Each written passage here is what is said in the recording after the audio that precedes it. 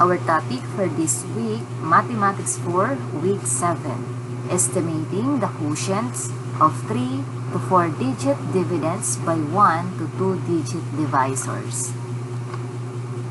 Okay, so in our module, here is the title, estimating the quotients of 3 to 4-digit dividends by 1 to 2-digit divisors. So after going through this module, you are expected to estimate the quotients of 3 to 4-digit dividends by 1 to 2-digit divisors and solve for both the estimated quotient and actual quotient. So, ang ating learning task number 2 for this week, round off the following numbers to the highest placed value. So, ano yung tinatawag na highest placed value? So, yung number na nauna from left, say for example, we have here 434. So, yung highest value nandyan is yung 4. Yung number 2 naman is 5,658. So, the highest place value is 5. So, yun ang i-round off natin. This one. Then, number 3, 8,374. So, 8 ang ating i-round off. Then, number 4, 361. Of course, yung 3, yung i-round off natin. Then, 5, 7,454. The highest place value is 7. So, yung mga naunang number from left.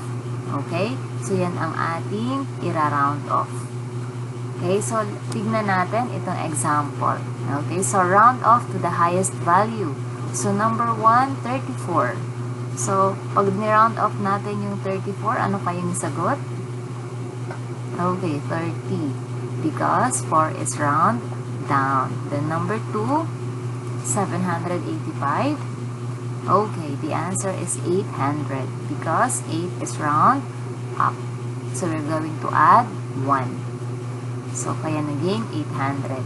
Number 3, okay, 6,000. 5,678 becomes 6,000. The number 4, 90,399. The answer is 90,000. Remain. Kasi, yung katabi ng 9 is 0. So, ganun pa rin. 90,000. Then, last number, 534,298. What is the answer? Okay, 500,000. So, this is the example of round of the highest value. Pag sinabing highest value, yung pinakaunang number na simula sa left. Yun ang inyong ira-round off. Okay? That is learning task number 2. Next, learning task number 3. Find the quotient, use the cancellation method. Okay? So, we have here an example. 700 divided by 10 is equal to 700. Divided by 1 is equal to 700. So, as you can see here, yung 7,000 divided by 10 pala is equal to 700 divided by 1 is 700. So, yung 7,000, that is the dividend, and the divisor is 10. So, yung 10 ay may isang 0. So, ika-cancel natin isang 0 at ika-cancel din natin yung isang 0. Kaya nagkaroon tayo dito ng 700. And then, yung natira dito is 1 na lang, right? So, 700 divided by 1 is 700. Okay? Then, number 1, an example pa rin. So, 41,000 divided by 100. Okay? So, pwede nyo rin i-cancel isang 0, at pwede rin yung itong dalawang 0, pag kinancel nyo ito, then dalawang 0 din yung ika-cancel nyo dito sa kabila. Okay? So, tignan natin yung example dito sa learning task number 3. Okay. So, meron tayo dito example na 61,000 divided by 100. Number 2, 5,000 divided by 10, 18,000 divided by 1,000. So, as you can see, our divisor is 100, tens, and 1,000. So, napakadali lang po natin, or napakadali lang mag-divide using the cancellation method. Sagutan natin ang number 1. So, 61,000 divided by 100. So, let us use the cancellation method. Okay. So, as you can see, sa 100, kinancel ko yung dalawang 0. Kung ilan yung i-cancel mo dito sa right, ganun din yung i-cancel mo sa left. Okay. So, meaning, natirahan nung sa 61,000 ng 610 na lang. And then, dito 1. So, bale, 610 divided by 1. What is the answer? Okay, so the answer is 610, di ba? Lahat ng i-divide natin sa divisor, na kung ang divisor is 1, yun din yung sagot. Okay? Then number 2, 5,000 divided by 10. So as you can see here, meron tayong 10 at meron tayong 5,000. So kinancel yung isang 0 sa 10. Of course, ilan yung ika-cancel sa 5,000? Kung isa dito, isa rin dito yung ika-cancel. So, ang natira dito is 500. Okay? At natira dito is 1. So, 500 divided by 1 is 500. Okay? The next, number 3, 18,000 divided by 1,000 is equal to, tignan natin. Okay. So, since na 1,000 ay meron tatlong 0. So, you're going to cancel the 3 0. Then, of course, pag tatlong 0 yung ika-cancel dito, tatlong 0 din yung ika-cancel dito. So, meron tayong natirang 18 at saka 1. So, 18 divided by 1 is 18. So, napakadali lang po ng cancellation method. Okay? So, yan yung learning task number 3 example. Sundan nyo lamang po yan ang example natin. The next, here is the example on how to estimate the quotient. Read the problem and observe how to find the estimated quotient. Okay, so this is the example. A farmer has 31,200 pineapples to pack equally in 48 boxes. About how many pineapple will be in each box? So, that is our problem. So, yung pineapples daw is 31,200. Right. Ngayon, ipapack daw nila yung pineapples ng equally in 48 boxes. So, ilan kayang pineapple ang ilalagay natin sa isang box? Kung ilang pineapple sa bawat boxes. Kung gagawa tayo ng 48 boxes. Or magpo-provide tayo ng 48 boxes. So, dito, we're going to estimate. Katulad din ng multiplication natin, nag-estimate tayo. Before tayo mag-multiply, in-estimate muna natin yung multiplier at multiplicand. Then, dito naman, we're going to estimate the dividend and the divisor. Okay? So, as you can see here, example, 31,205 divided by 48 is equal to, okay, sabi dito, round off the dividend and the divisor to their highest placed value. So, ira-round off nyo muna to their highest placed value. So, kanina, ang sinabi ko, ano yung highest placed value? Yung unang number na nasa kaliwa. So, yun ang ating ira-round off. So, since we have here 31,205, so yung 31,205, it becomes 30,000. Okay? Kasi yung katabi ng 3 is 1, so round down. So, 30,000. Then, 48, it becomes 50. Bakit? Kasi si 8 is round up, so it becomes 5 yung 4. Okay? So, we have 50. Okay?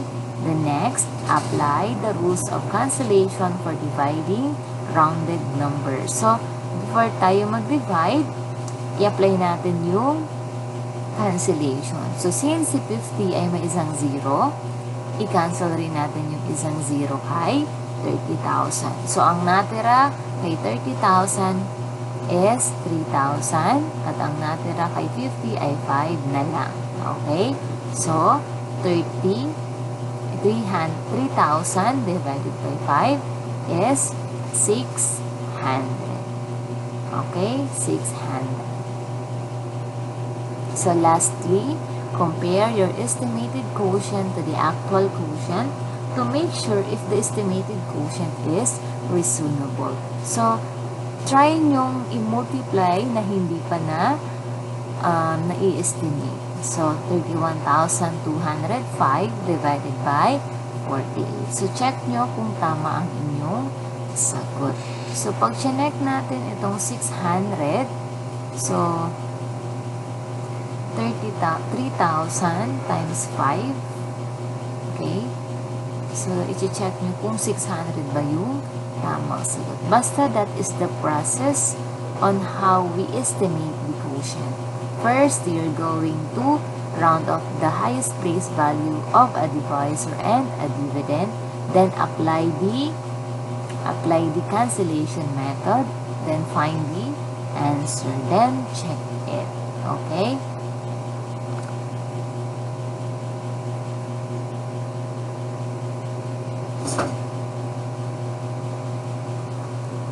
The next, estimate the quotient. Okay. So, example ito. Estimate the quotient. Example to nung nauna nating binasa. Or example dyan sa module nyo. So, 1,694 divided by 24. So, una, we are going to round off the highest placed value of a dividend and the divisor. Okay? So, 1,694. Tignan natin kung anong sagot niya pag ni-round off. So, 1,694. Let us round off. Okay, so it becomes 2,000. Because 6 is round up. So, 1, it becomes 2. The next, how about 24? Okay, 20. Bakit 20 lang? Kasi si 4 is round down. Then, remain tayo 20. Then after that, after natin mag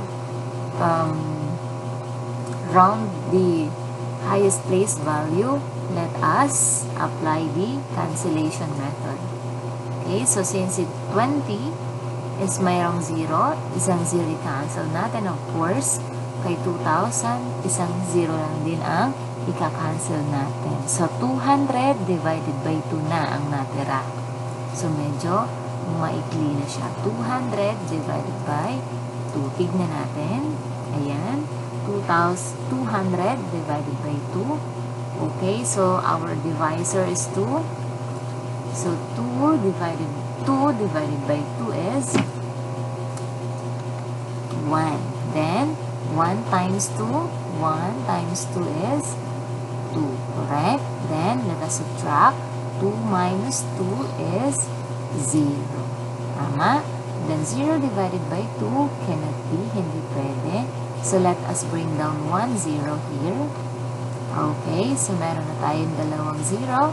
Let us divide. 0 divided by 2 is hindi pa rin. So, since nagbaba tayo ng isang number, we're going to answer 0. Okay, kasi 0 divided by 2 is 0. The next, 0 times 2 is 0. Okay, then subtract. 0 minus 0 is 0. Then, meron pa tayong isa pang natitira. Let us bring down. Okay, so 0 divided by 2 is 0. Then, 0 times 2 is 0. 0 minus 0 is 0. So, the answer is 100.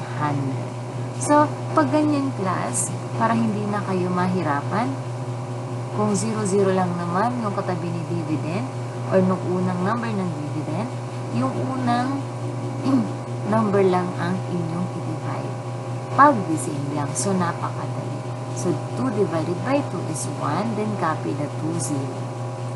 Okay? So, that is the first example.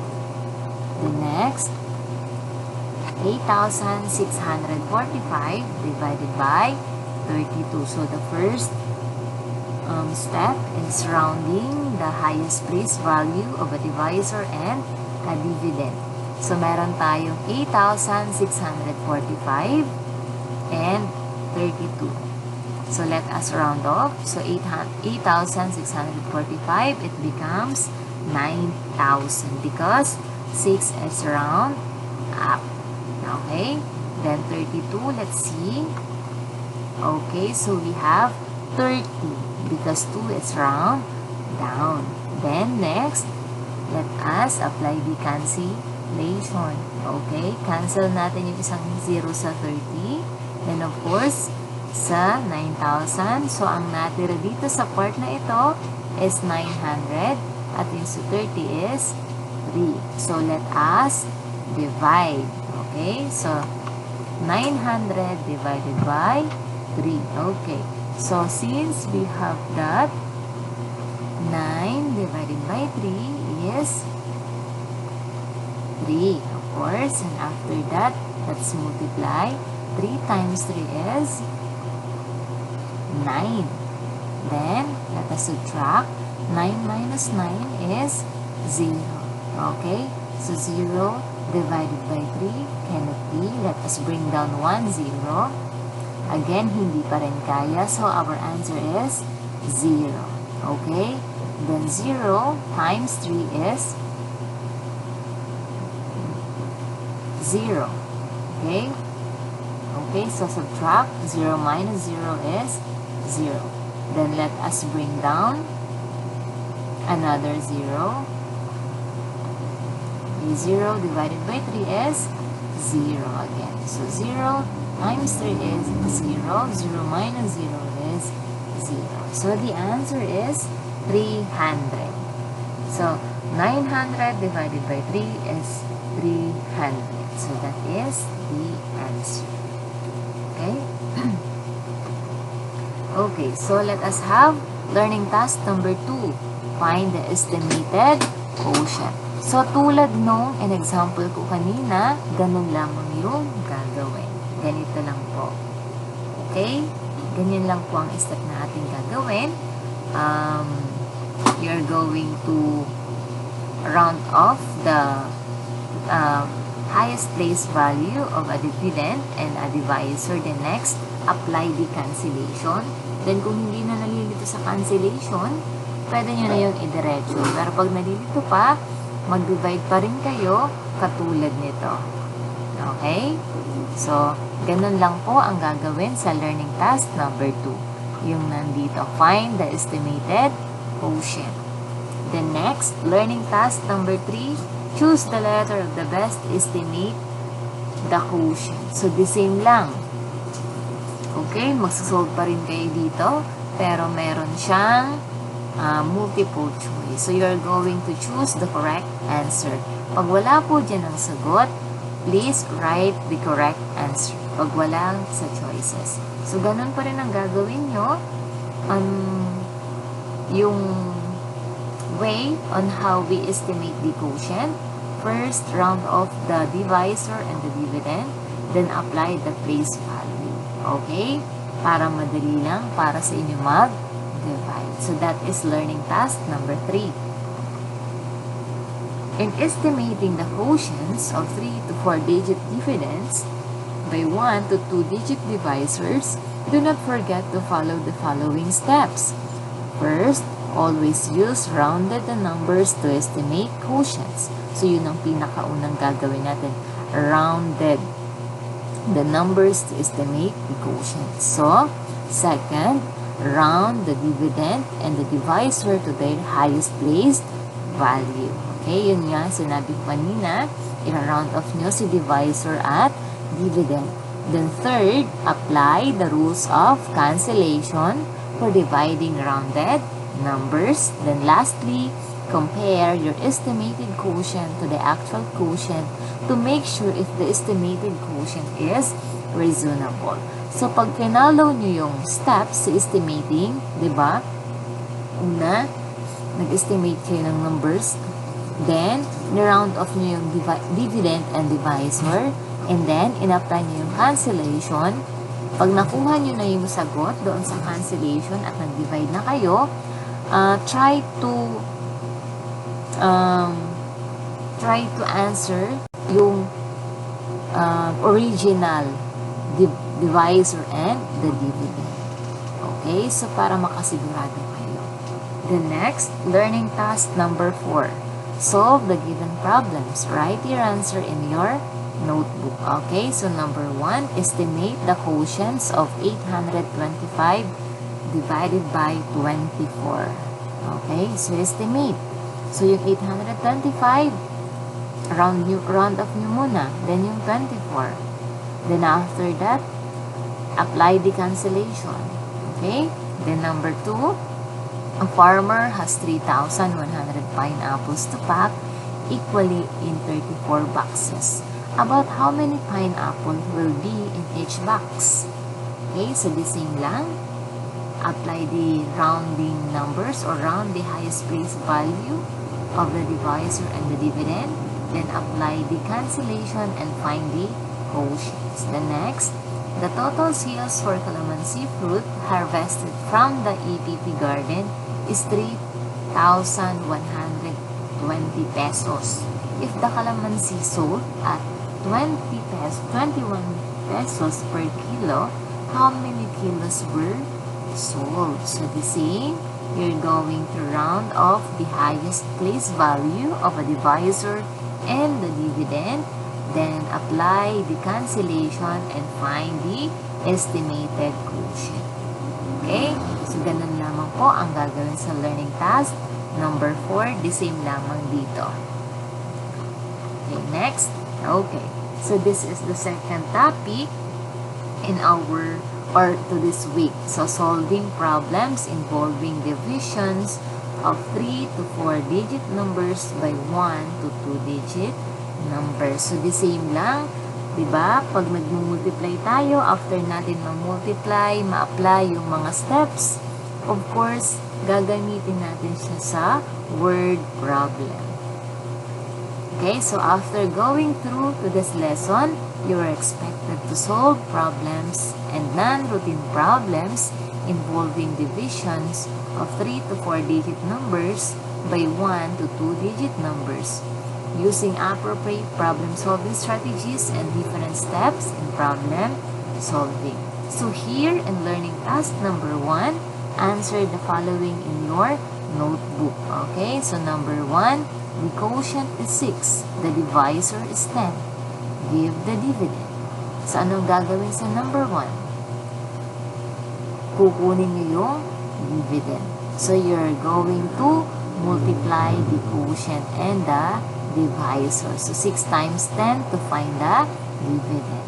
Then number 2, how many tens are there in 530? Ayun. Pag ganyan ang mga tanong, you're going to divide 530 divided by 10 para makuha nyo kung ilang 10 ang meron ang 530. Then number 3, what will be the quotient if 700 is divided by 100? The same lang, i-divide si 700 by 100. The next, number 4, in 8,900 divided by 10, what is the answer? Of course, divide pa rin. Then, number 5, the quotient is 9, the dividend is 9,000. What is the divisor? So, dito sa number 5, the same lang to nung tinuro ko nung last week sa week 6. Paano kumuha ng divisor? Okay, so you're going to divide the dividend and the quotient. So, as you can see, this 5 problem has zeros. So, you can apply the cancellation method. Okay, the cancellation method. The next, okay, so read and analyze the problem. Pepe has 20 dozens of eggs to be placed equally in 5 baskets. How many eggs will be each basket? So, ayan yung problema ni Pepe. Okay? So, ito, this is a routine problem. We are going to use the what is asked, what are given, what is the operation to be used, what is the number sentence, and the solution. The same lamang po ito doon sa multiplication natin. Okay? So, to solve the given problem, follow follow the following step. So what is asked in the problem? Of course, how many eggs will be each in basket? So number of eggs to be placed in basket. Then number 2, what are given? So you're going to find the data or the numbers inside the problem. So meron tayong 20 dozens and then 5 baskets. Saan galing yung 240 eggs? Galing po yan doon sa 20 dozens. Diba kasi ang 1 dozen is 12, right? So ita-times mo yung 20 sa 12. So ang sagot dyan ay 240 eggs. Kaya meron tayong 240 eggs dito sa what are given. Okay? So then, what is the operations to be used? So since our operation is division, so we're going to use division. Then, number 4, what is the number sentence? Okay, ayun na siya. 240 divided by 5 is equal to n. Diba? As I said, pag number sentence, palagi letter n muna ang sagot. Then, tsaka nyo ipapakita yung procedure sa number 5, yung solution, kung paano nyo nakuha. So, perform the operation and do the procedure in doing the number. So, ayan, 240 divided by 5. So, meron tayo dito yung 24 muna ginamit niya. 24 divided by 5 is 4. 4 times 5 is 20. Okay? So, 24 minus 20 is 4. So, meron tayong 4 sa baba. And then, bring down 0. So, 40 divided by 5, we have 8. So, 8 times 5 is 40. 40 minus 40 is 0. So, that is the answer. 240 divided by 5 is 48. So, there are 48 eggs in the basket. So, ngayon, masagot na yung tanong natin, yung problema. So, sa kada basket, merong 48 eggs. Okay? Kasi 5 basket. So, yung kada isang basket, meron silang 48 eggs. Okay? So, that is the routine problem. We follow the steps. Okay? The what is asked, what are given, what operation to be used, what are the number sentence in the procedure or the solutions. Okay, so here in learning task number 3, solve the given problem, write your answer in your notebook. So dito sa learning task number 3, you're going to follow the steps. You're going to give the asked, what is asked, what are given, what operation to be used, the number sentence, and the solution or the procedure. So, meron tayo ditong 1, 2, 3, 4, 5. So, bawat number, meron dapat ganun. Katulad po ng ganito. Okay? So, i-follow nyo lang itong steps na ito. Dapat meron silang ganun. Bawat isang problem. Okay? The next, in order to solve a routine and non-routine problem, follow the step. Ayun nga. So, know what is asked, what are given. Then, the operations to be used. Then, the number sentence. Then, the correct answer or units. And, for the solution, then, you're going to check. So, ang pag-check po ng division, you're going to multiply the quotient and the dividend. Okay? So, dito, pwede nyo rin a-apply yung estimation or estimated product, estimated quotient. Okay? So, dito tayo sa learning task number 4. So, as you can see, meron na naman siyang choices. So, you're going to analyze the problem. Okay? Then, encircle the correct answer. So, let us try this number 1. Mary bought a buy one, take one bag. Okay? Take one bag yan.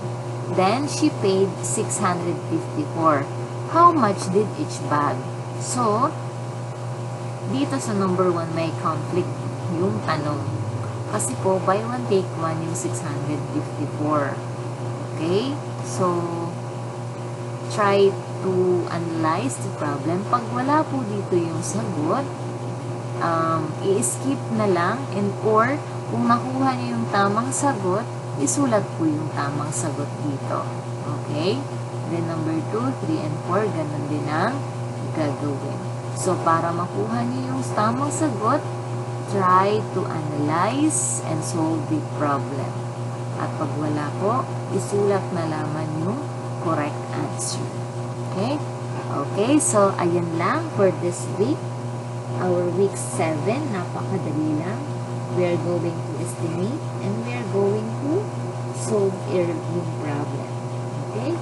So, pag marunong tayo mag-divide at mag-multiply, napakadali lamang po natin masagutan yung mga learning tasks natin for this week. So, for now, thank you for listening. Again, I am Teacher Lai or si Ma'am Laila.